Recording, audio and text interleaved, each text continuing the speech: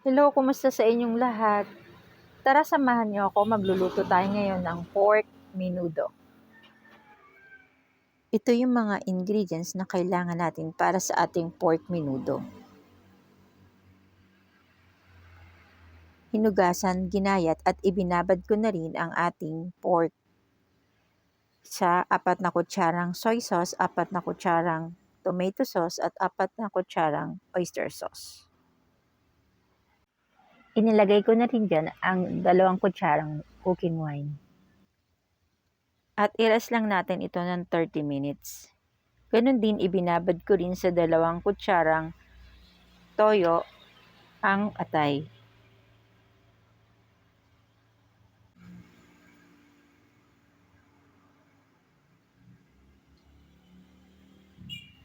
Ito ang ating 4 cloves of garlic.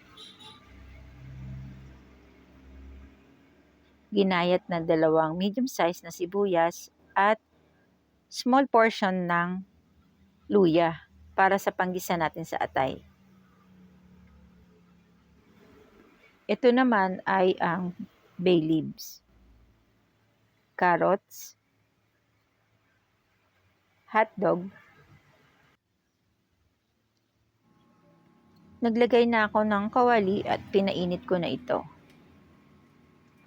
Nilagyan ng 2 kutsarang mantika. Ilalagay na natin diyan ang ating luya para igisa natin ang atay. Konting bahagi lang ng luya at hindi ito makaka-apekto sa pangkalahatan nating lasa ng ating pork menudo.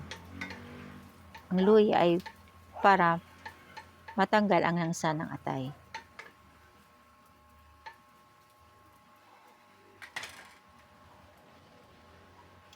Inilagay ko sa medium heat ang apoy at inilagay ko na rin ang atay.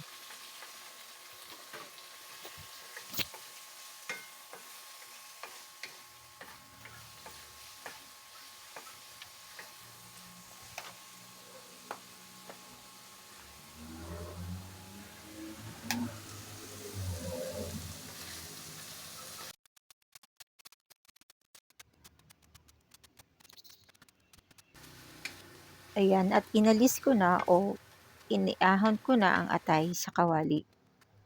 Hindi natin kailangan itong lutuin ng masyado sapagkat kapag napatagal ang luto nito, ito ay naninigas.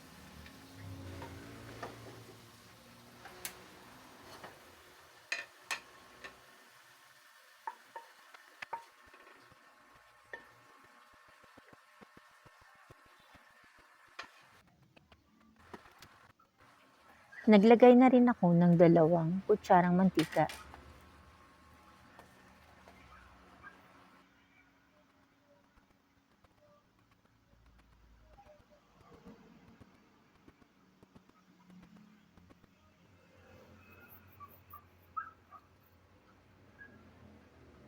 Inilagay ang bawang.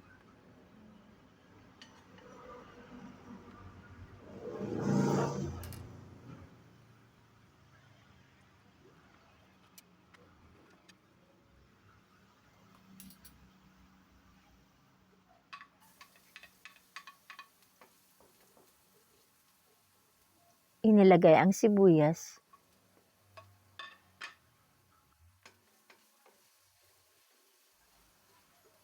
Inilagay ko na rin ang binabad nating baboy.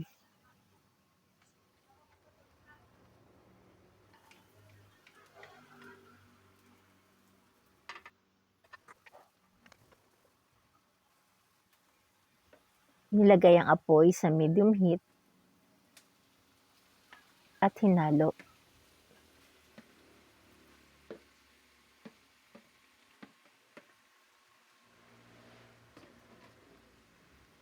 Ayan, hinalo ko lang siya ulit ng hinalo.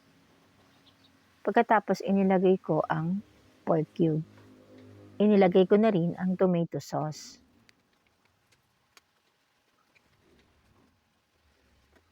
Ito ay ang tira kanina nung ating minarinate na doon sa minarinate na baboy. ito ay ang kabuang laman ng 200 grams ng isang pack ng tomato sauce.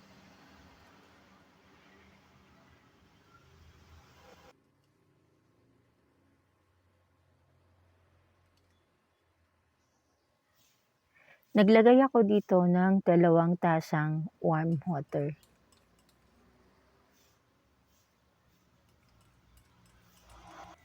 Pinakuluan ko ito ng 1 oras. Pagkatapos binalikan at inilagay ang hotdog.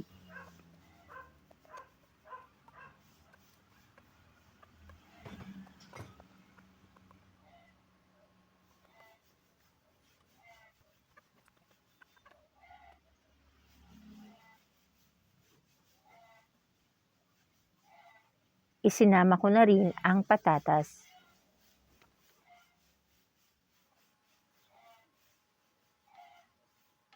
At ang carrots.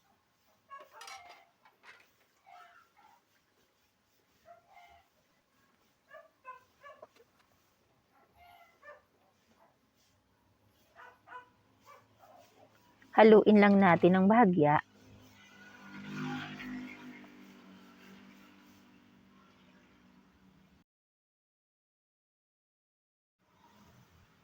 Takpan natin ito at maghintay tayo ng 15 minutos. At pagkatapos ito ay okay na. Ayan, ito na ang finished product natin. Thank you for watching. I love you all.